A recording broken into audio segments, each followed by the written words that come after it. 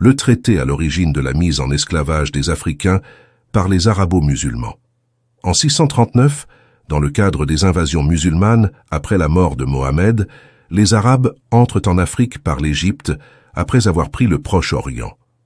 Dans leur avancée, ils tentent de conquérir la Nubie, Soudan actuelle, alors divisée en 3 royaumes noirs chrétiens orthodoxes. Les redoutables Nubiens font usage de leurs qualités guerrières séculaires et exceptionnelles pour repousser l'envahisseur. Le royaume nubien de Makouria fait 2000 morts dans les rangs arabes, mais les Arabes étaient en train de conquérir le pourtour méditerranéen et de constituer la plus puissante force géopolitique de la planète. Makouria comprit certainement qu'il pourrait tôt ou tard être anéanti par la force de l'ennemi. Les Nubiens choisirent donc d'accepter en 642 un traité nommé Bact et de donner en esclavage 360 de leurs sujets chaque année en échange d'un arrêt des attaques. Ce traité est comparable à celui de la dette d'indépendance d'Haïti. Les Haïtiens, pourtant vainqueurs de leur guerre de révolution, furent contraints de verser ce qu'il faut qualifier de rançon à la France, pour ne pas être attaqués de nouveau. On peut encore trouver des similitudes avec le pacte de non-agression entre la Russie et l'Allemagne à la veille de la Deuxième Guerre mondiale. L'Allemagne signa un traité de collaboration avec son ennemi russe pour ne pas être attaqué par lui. Les Nubiens essayeront par la suite et avec énergie d'abroger ou de faire réviser le Bacté, notamment sous les rois Zacharia et Georgios. Le Bacte est le point de départ d'une traite qui dure jusqu'à nos jours et qui a mis jusqu'à présent 11 millions d'Africains en esclavage. Voici son contenu. Article 1.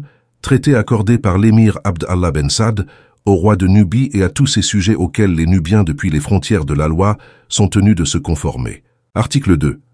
Abd Allah Ben Saad leur accorde un acte de garantie et un armistice qui les rend alliés de tous les musulmans, tant de ceux de Saïd que des autres contrées et des peuples tributaires. Ô peuple de Nubie, vous serez en sûreté sous la protection de Dieu et de son prophète Muhammad. Nous nous engageons à ne point vous attaquer, à ne susciter contre vous aucune guerre et à ne point faire de razzia dans votre pays, tant que vous serez fidèles à observer les conditions stipulées entre vous et nous, et dont voici le détail. Article 3. Lorsque vous rentrerez dans notre pays, vous ne ferez qu'y passer sans faire de séjour. De notre côté, nous ne nous arrêterons pas dans votre pays. Vous serez tenus de protéger tous ceux d'entre les musulmans ou leurs alliés qui sont établis sur vos terres, ou qui voyageront à l'avenir et de veiller à leur sécurité, jusqu'à leur départ de chez vous.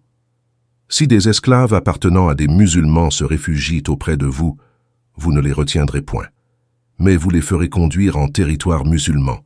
Si un musulman en guerre avec ceux de sa religion cherche asile dans votre pays, vous l'en ferez sortir et le renverrez en territoire musulman.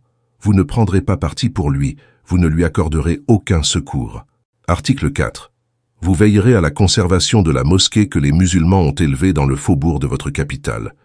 Vous n'empêcherez personne d'y faire sa prière. Tout musulman qui s'y rendra, pour s'y livrer quelque temps à la prière, ne sera inquiété par vous en aucune manière jusqu'à son départ. Vous serez chargé du soin de faire balayer ce temple, d'y entretenir les lampes allumées, d'y faire tous les embellissements convenables. Article 5. Vous livrerez chaque année 360 esclaves des deux sexes qui seront choisis parmi les meilleurs de votre pays et envoyés à l'imam des musulmans. Tous seront exempts de défauts.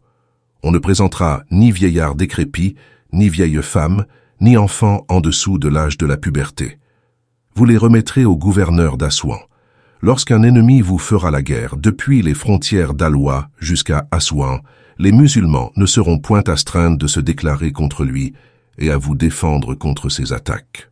Si vous donnez asile à quelque esclave fugitif, si vous tuez un musulman ou un de nos alliés, si vous détruisez une mosquée construite dans le faubourg de votre capitale, ou si vous retenez une partie des 360 esclaves, alors il n'y aura plus pour vous ni traité ni sauvegarde. Tous les engagements seront annulés, et nous attendrons que Dieu se prononce entre nous, lui qui est le meilleur des juges. Article 6. Nous promettons et nous jurons d'observer fidèlement nos conventions, et vous, de votre côté, vous avez pris devant témoin des engagements que vous contractez avec nous. Tout ce que votre religion a de plus sacré, le Messie, les apôtres, les saints, qui sont l'objet de votre vénération. L'original du traité a été perdu, mais a été recopié à partir de l'original par l'historien arabe al-Makrizi près de 8 siècles plus tard. Certaines de ces dispositions sont cependant confirmées dans une lettre arabe datant de 758. À partir de 836, la livraison d'esclaves n'est plus à effectuer qu'une fois tous les 3 ans, à la suite d'une mission diplomatique du prince Georgios auprès du calife Al-Mutassim. La Makouria livrera néanmoins près de 100 000 esclaves aux autorités égyptiennes durant toute la durée du traité.